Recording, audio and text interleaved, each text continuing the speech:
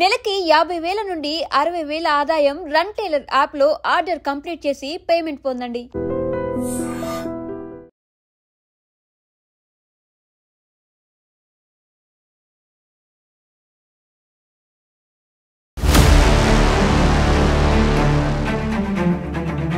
మా ఏరియాకి అయితే సేఫ్టీ ఎందుకన్నా ముస్లిమ్స్ వాళ్ళనైతే సేఫ్టీ ఉంటుంది అనమాట. ఇప్పుడు మూడోసారి ఆయన గెలిచడం 3 సార్లు గెలిచాడు. కనీసం చేసింది ఏం లేవు. ఇప్పుడు రోడ్లు సరిగా లేవు. అని ఎప్పుడైనా గౌమాత గౌసేవ అది అంటారు కానీ పబ్లిక్ సేవ పట్టించుకోండి. Welcome to iDream channel. This is Pavan. ప్రస్తుతం మనం గోషామహల్లో ఉన్నాము. ఈ నియోజకవర్గంలో ఆ ఎమ్మెల్యేగా పనిచేస్తున్న రాజా సింగ్ గారు ఆయన పార్టీకి రాజీనామా చేయడం అయితే జరిగింది, రిజైన్ చేయడం జరిగింది. సో ఆయన ఎందుకు రిజైన్ చేశాడంటే రామచంద్రరావు గారిని అధ్యక్షులుగా పెట్టడము, ఇంకోటి నాకు థ్రెట్ ఉంది, నక్సలైట్ల నుంచి బెదిరింపు కాల్స్ వస్తున్నాయని చెప్పడము. సో ఇలాంటి కొన్ని వార్తలు ప్రసిద్ధిగాంచాయి. ముఖ్యంగా రాజా సింగ్ గారు అయితే గతంలో చాలాసార్లు బీజేపీ నుంచి సస్పెండ్ చేయడం జరిగింది. బీజేపీ నుంచి ఆయన మాట్లాడే మాటలు కావచ్చు, ఆయన ఎక్కువగా హిందుత్వ భావజాలాలు కలిగిన వ్యక్తి, కట్టర్ హిందువుగా కూడా మనం చెప్పుకోవచ్చు. సో హిందువులకి ఎప్పుడూ ప్రశ్నిస్తూ అంటే అపోజిషన్లో ఉన్న వాళ్ళని కూడా ఆయన తిట్టే విధానాలు కొంచెం వైరల్గా మారడము, చర్చనీయాంశంగా మారడము. అందువల్ల ఆయన ప్రతిసారి ఎప్పుడు న్యూస్ ఛానళ్ళల్లో ఈ సోషల్ మీడియాలో ట్రెండింగ్లోనే ఉంటుంటారు. అలాంటిది ఈసారి ఎక్కువగా ఉన్నారంటే రిజైన్ చేశాడు. అసలు ఈ గోషామహల్లో ఆయన గెలిచిన తర్వాత వరుసగా గెలుస్తూనే ఉన్నాడంట. మరి ఇక్కడ ప్రజలు ఏమనుకుంటున్నారు, ఎలాంటి పనులు చేయగలిగాడు, ఆయన గెలిచిన తర్వాత ప్రజలకు సపోర్ట్ చేయగలిగాడా లేదా, అసలు ఏంటి అనేసి ప్రజల్ని అడిగి తెలుసుకుందాము. నమస్కారం అండి. చెప్పండి. మీ పేరండి? నా పేరు విమోచన్ సంపతి. ఓకే, చెప్పండి. రాజా సింగ్ గారి గురించి మీకు ఏం తెలుసు, ఆయన గెలిచిన తర్వాత మీకు ఏ విధంగా చేశారు? రాజా సింగ్ గారు హిందూయిజం మీద గెలిచిండు. అతను వేరే ఆల్టర్నేటివ్ లేక హిందూయిజం మీద గెలిచిండు. అతను ఉన్న వల్ల ఇక్కడ మా ఏరియాకి అయితే సేఫ్టీ ఎందుకన్నా ముస్లిమ్స్ వాళ్ళనైతే సేఫ్టీ ఉంటుంది అనమాట. మాకు అతను ఒక ఇది అనమాట, అండగా ఉంటాడు అనమాట. ఏంటి ఇప్పుడు ఆయన ఒక హిందుత్వ భావజాలంతోనే గెలిచాడా, లేదు అంటే ప్రజలకి కూడా మంచి చేద్దామని ఈ విధంగా ప్రజలు నమ్మి గెలిపించుకున్నారా? కూడా గెలిచిండు, కానీ అతను ఇక్కడ దాకా రాలేకపోయిండు. అక్కడ ధూళిపేటలోనే బాగా డెవలప్ చేసుకున్నాడు, కానీ ఇంకా ఫుల్ అతని కాన్స్టిట్యుయెన్సీ అంతా డెవలప్ కాలేకపోయింది. అది ఇప్పుడు ఏంటి పరిస్థితి? ఇప్పుడు ఏంటి మరి ఆయన నెక్స్ట్ పార్టీ పెట్టబోతున్నాడు అని కొన్ని వార్తలు వస్తున్నాయి, మళ్ళీ శివశక్తిలో జాయిన్ అవుతారని ఇంకొన్ని వార్తలు వస్తున్నాయి. అది పార్టీ పెట్టేది ఇంకా డిసైడ్ కాలేదు, కానీ అతనికి అన్యాయం అయితే జరిగింది. ఫస్ట్ 4 లీడర్గా అతనికి ఎలక్ట్ చేయలేదు. అది ఇతను సీనియర్ మోస్ట్ ఇతను ఒక్కడే గెలిచిండు ఒక టైంలో. సీనియర్ మోస్ట్ అతనికి అప్పుడు ఫ్లోర్ లీడర్ కూడా ఇతను సీనియర్ ఉండగా దొరకలేదు. రిప్రజెంట్ చేసింది ఇతనే ఇక్కడ తెలంగాణలో. అప్పుడు సింగిల్గా ఉండే తను ఒక పూర్తిగా ఏపీలో.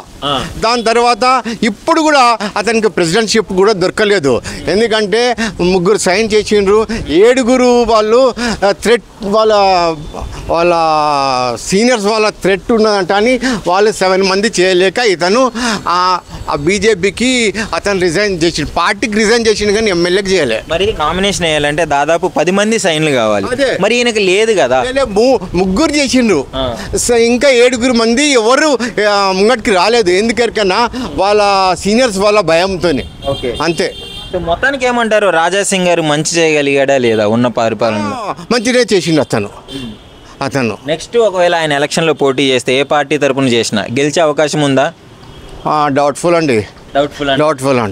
ఎందుకంటే ఇక్కడ మార్వాడీస్ ఉన్నారు, అందరూ బీజేపీకే సపోర్ట్ చేస్తారు, పార్టీకి సపోర్ట్ చేస్తారు వాళ్ళు. ఇక్కడ మెజారిటీ అంతా మార్వాడీస్ ఉన్నారు, మార్వాడీస్ వాళ్ళు బీజేపీకి సపోర్ట్ చేస్తారు. అప్పుడు డౌట్ఫుల్ అండి. ఇతను బీజేపీ ఉన్న వల్ల అన్నీ అనుకూలంగా ఉంటాయి. మొత్తానికి ఆయన బీజేపీ తరపున ఉండడం వల్లే గెలిచాడు, కానీ ఆయన పర్సనల్గా ఆయన చూసి మాత్రం ఎవరు ఓటేయలేదు. అవును, అంటే అతనికి ఎవరు గుర్తుపట్టరు కదా, అది దానివల్ల. అది హిందూయిజం వల్ల ఇక్కడ ముస్లింలతో మంచిగా ఇది అంటే వాళ్ళకు కరెక్ట్ ఫిట్టింగ్ రిప్లై ఇస్తుండే. దానివల్ల అతను అట్రాక్ట్ అయిపోయాడు హిందూయిజంకు, పబ్లిక్కు, ఓటర్స్కు గిట్ట. ఓకే, మొత్తానికి ఏమంటారు మరి రాజాసింగ్ గారి గురించి? అతను మంచోడేనండి, కానీ పార్టీ నుంచి వెళ్ళిపోయిండు. ఇక్కడ లేకుంటే అతనికి వేరేది ఎక్కడన్నా యూపీలో ఎక్కడనో అతను యోగి ఇతను మంచి క్లోజ్ ఫ్రెండ్, అక్కడన్నా తీసుకుంటాడు. అతనికి ఎక్కడ ఏం ఇది లేదు. సరే, థ్యాంక్ యూ. అరే okay sir, thank you. Next Raja Singh గారు కొత్త పార్టీ పెట్టినా లేదంటే వేరే పార్టీలో బీజేపీకి యాంటీగా పోటీ చేసినా గెలుస్తాడా గెలవడా? రాజాసింగ్ గారు బీజేపీకి యాంటీ వెళ్ళడం లేదు. ఆయన ఏమంటున్నారు, నేను హిందూ ధర్మంని కాపాడేందుకు నేను ప్రజల్లో ఉంటాను, ప్రజలతోనే మమేకమై ఉంటానని చెప్తున్నారు. రిజైన్ చేశారు కదా పార్టీ. ఆయన రిజైన్ చేశారు, ఎందుకంటే పార్టీని బలోపేతం చేయండి తెలంగాణలో, దానికి మీరు సహకరించమని అధిష్టానానికి కోరారు. కానీ ఆయన పార్టీకి వ్యతిరేకం ఎప్పుడు లేదు. ఆయన బయట వార్తలు ఏంటంటే రామచంద్ర గారిని అధ్యక్షుడిగా పెట్టడం వల్లే వీళ్ళకి పార్టీలు అంతర్గత విభేదాలు వస్తున్నాయని కూడా వార్తలు ఉన్నాయండి. వారు ఏమంటున్నారు, నేను మోదీ గారి ఫాలోవర్ని, నేను అమిత్ షా గారి ఫాలోవర్ని, నేను యోగి ఆదిత్యనాథ్ గారి ఫాలోవర్ని, నేను హిందూ ధర్మ రక్షకునిగానే పనిచేస్తాను, కానీ హిందూ ధర్మ సేవకునిగానే పనిచేస్తానని చెప్పారు. కానీ ఆయన నేను బీజేపీకి వ్యతిరేకమని ఏనాడు చెప్పలేదు, చెప్పబోడు కూడా. ఆయన ఇంకా ఆయనకి వేరే ఛాన్స్, బీజేపీ నుంచి రిజైన్ చేసి వెళ్ళిపోయారు. ఏదో ఒక పార్టీ నుంచి పోటీ చేయాలి, లేదా సొంత పార్టీ అయినా పెట్టాలి. ఆయన సొంత పార్టీ అనేది పెట్టడం అని ఆయన ఎప్పుడు చెప్పలేడు కూడా. ఆయన చెప్పేది ఏంటంటే, మన పార్టీ బలోపేతం కావాలి, మన హిందూ ధర్మం కోసం నేను పని చేస్తున్నాను, పని చేస్తే నాకు కొద్దిగా అధిష్టానం నుంచి నాకు కొద్దిగా ఇంకా సహకారం అందించాలని ఆయన ఉద్దేశం ఉంది. పార్టీని బలోపేతం చేయమని కోరడం జరిగింది. కానీ పార్టీకి వ్యతిరేకం వెళ్ళి నేను సొంత పార్టీ పెడతాను, నేను సొంత పార్టీ చేస్తాను ఆయన చెప్పండి. పార్టీని బలోపేతం చేయాలంటే పార్టీలో ఉండి బలోపేతం చేయాలి. నువ్వు పార్టీకి రిజైన్ చేసేస్తే ఇప్పుడు ఈయన ఫాలోవర్స్ అందరూ కూడా పార్టీ నుంచి తప్పుకునే అవకాశం ఉంది కదా. ఇగోండి, పార్టీ నుంచి అంటే ఆయన ఏమంటున్నాడు, కష్టపడే వాళ్ళు కూడా చూడండి, పార్టీలో అందరు కష్టపడతారు, కొద్దిగా ముందుకు వెళ్తారు, కొద్దిగా వెనుకుంటారు. కానీ అదే కదా, ఇప్పుడు ఆయన కష్టపడే వాళ్ళని చూడలేదంటే ఈయనకి ఇవ్వకుండా అధ్యక్ష పదవి రామచంద్ర గారికి ఇచ్చారనే కదా. ఆయన నాకు ఇవ్వమని అయితే ఉద్దేశపూర్వకంగా చెప్పలేడు కదా. ఎప్పుడైనా నాకు ఇవ్వలేదు, నాకు చేయలేదు అన్నారు కదా. అధిష్టానం నిర్ణయంది కట్టుబడి ఉంటామని చెప్తున్నారు. ఆయన అధిష్టానానికి పార్టీకి వ్యతిరేకం అయితే లేదు కదా. అధిష్టాన నిర్ణయాలకు కట్టుబడి ఉంటే ఈయన రిజైన్ చేయకూడదు. పార్టీకి ఏమంటున్నారు, ఆయన ఒక మెసేజ్ ఇస్తున్నారు, పార్టీ బలోపేతం కావాలంటే ఒక మంచి అధ్యక్షుడిని ఎన్నుకోండి. పార్టీ పరంగా తెలంగాణలో మంచిగా ఉంది ఇప్పుడు పార్టీది, దానికి మీరు ఎందుకు ఆలోచన చేస్తలేరని పార్టీకి ఒక మెసేజ్ ఇస్తున్నారన్నమాట. ఆయన ఏం పార్టీకి వ్యతిరేకం కాలేదు, ఎవరికి వ్యతిరేకం కాలేదు. ఆయన ప్రజల మనిషి, మన హిందూ ధర్మాన్ని కాపాడే వ్యక్తి, గోరక్షకుడు.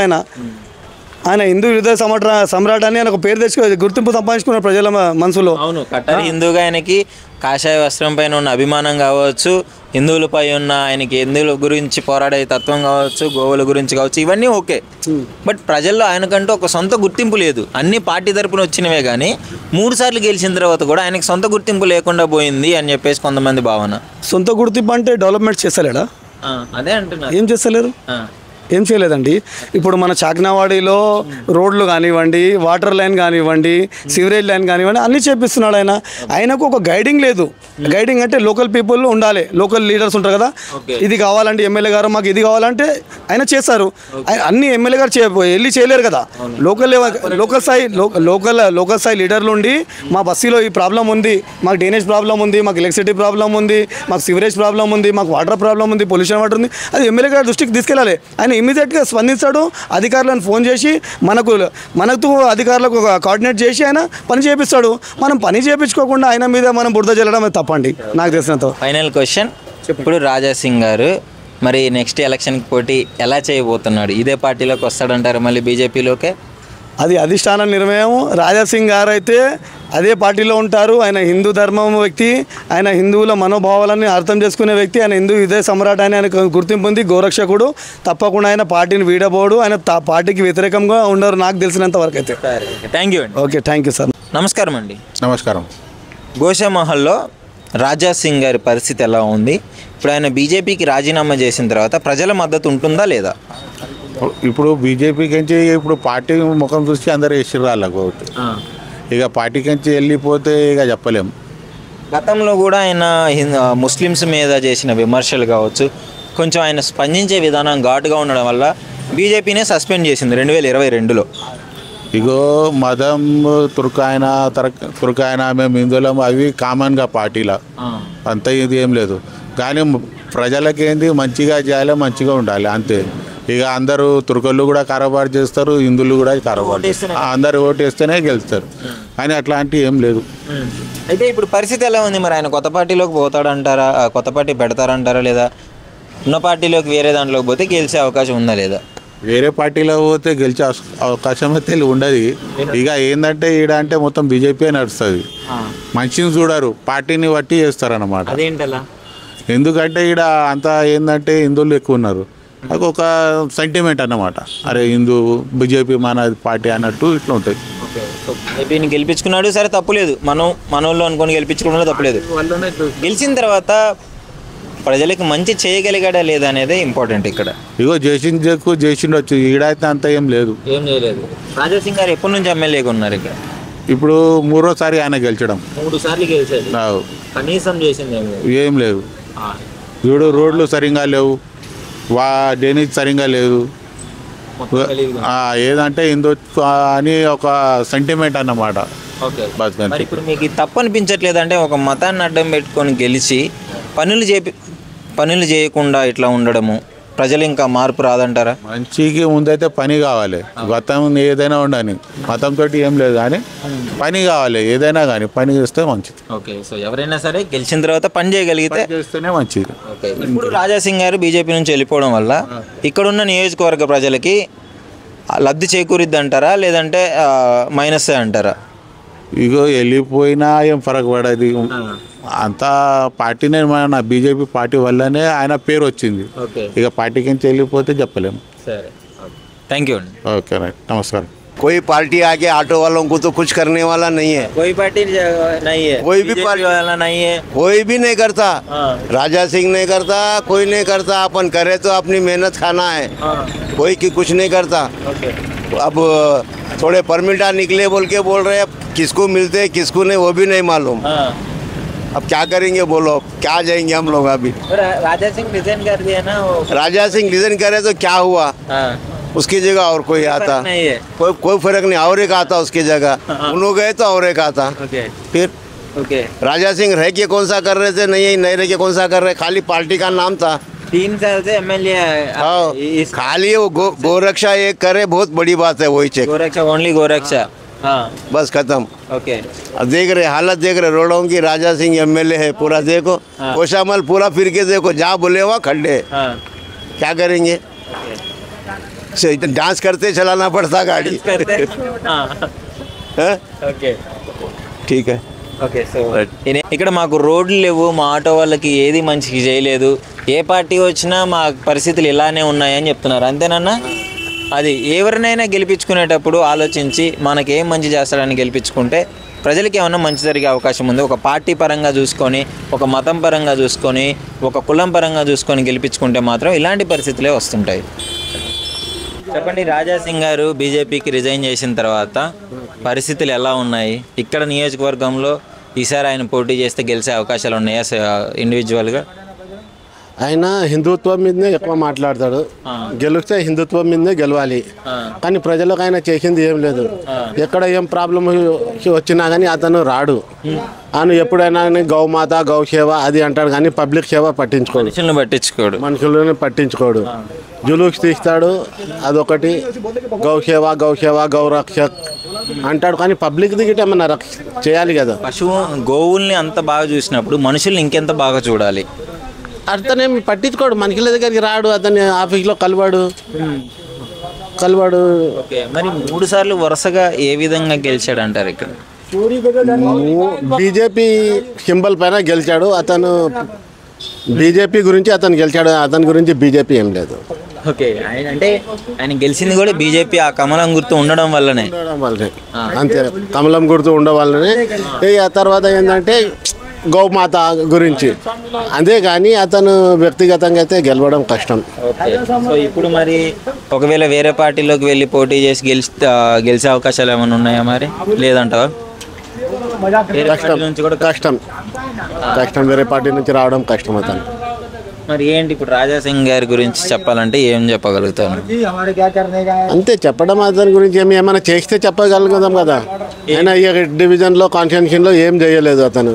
అక్కడ అసలు రాడు, ఇప్పుడు మొన్న మనం ఈ టెంపుల్లో 5,000 మంది ఇది మనం బండారా పెట్టినాము, అతనికి గిట ఇన్విటేషన్ ఇచ్చాము, రావాలి కదా, రాలేదు. మరి హిందువుల పట్ల ఆయన సపోర్ట్గా నిలబడుతూ హిందువులకి ఏ చిన్న ప్రాబ్లం వచ్చినా మాట్లాడతాడని, హిందువులకి ఏ సమస్యలు వచ్చినా చూస్తారని చెప్పడం జరుగుతుంది. ఇక్కడ ఉన్న వాళ్ళందరూ మెజారిటీగా హిందువులే ఉన్నారు, మరి మీ సమస్యలు పట్టించుకోలేదా? పట్టించుకోడు, అతను కలవాడు అండి, పట్టించుకోలేదు. సో ఇప్పుడైతే చూస్తున్నారు కదా, గోషామాల్లోనే ఇక్కడ ఈ ఆయన నియోజకవర్గంలోనే వరుసగా 3 సార్లు గెలిచి ప్రజలకి ఆయనకంటూ సొంతంగా ఏ గుర్తింపు లేకుండా ఉన్నాడు. ఆయన కేవలం ఒక కమలం గుర్తు, ఆ బీజేపీ పార్టీ తరపున మాత్రమే ఆయన్ని చూసి ఓట్లు వేస్తున్నాడని ఇక్కడ ప్రజలందరూ చెప్పడం జరుగుతుంది. కొంచెం 3 సార్లు గెలిచినాడు కాబట్టి ఏదో కొంచెం చేసినారని చెప్పేసి కొంతమంది అంటుంటే, కొంతమంది అసలు ఆయన మమ్మల్ని పట్టించుకోలేదు, ఓన్లీ ఆ గోవుల సంరక్షణ అయితే చూడగలుగుతున్నాడు కానీ మనుషుల సంరక్షణ ఏం చూడలేకపోతున్నాడు, మా సమస్యలకి రాడు, మా ఆనందాన్ని పంచుకోడు, అసలు ఏం చెయ్యడు. ఆయన ఒక ఎమ్మెల్యేగా ఉన్నా కానీ మాకు ఏమంతా ఇప్పుడు ఉన్నా ఒకటే లేకపోయినా ఒకటే అనే విధంగా ప్రజల భావన అయితే ఉంది ఇక్కడ. సో మరి ఒకటే అతను. సో ఇప్పుడు ఇక్కడ పరిస్థితులు అయితే ఈ విధంగా ఉన్నాయి. మరి చూడాలి నెక్స్ట్ రాజాసింగ్ గారు ఏ పార్టీలోకి వెళ్ళబోతున్నాడు అని చెప్పేసి, లేదా ఆయనే సొంతంగా పార్టీ పెడతాడా అని కూడా తెలియట్లేదు. అసలు మీ అభిప్రాయం ఏంటి? ముఖ్యంగా హిందువుల పట్ల ఆయన సపోర్ట్గా నిలబడుతున్నాడు అని చెప్పేసి కొంతమంది అంటుంటే, మేము హిందువులు అయినా సరే మమ్మల్ని పట్టించుకోలేదు అని కొంతమంది అంటున్నారు. ముఖ్యంగా ఇది చూసే హిందువులు కావచ్చు, ఎవరైనా సరే దీని మీద మీ అభిప్రాయం ఏంటో కామెంట్ రూపంలో తెలియజేయండి.